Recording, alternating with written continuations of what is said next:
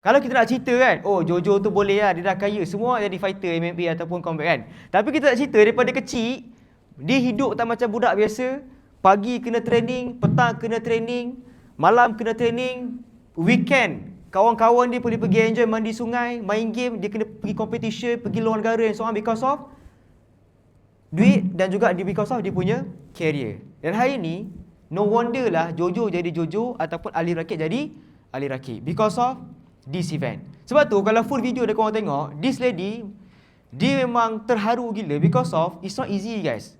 One championship punya game. Bertahun-tahun dia orang fight untuk masuk this event dan kalau katakanlah dia menang, merubah the whole story dia punya hidup. Same goes like kita juga. Dan saya nak bagi tahu yang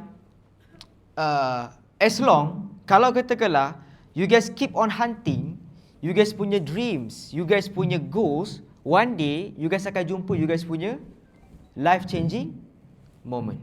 You guys clear? Okay, next.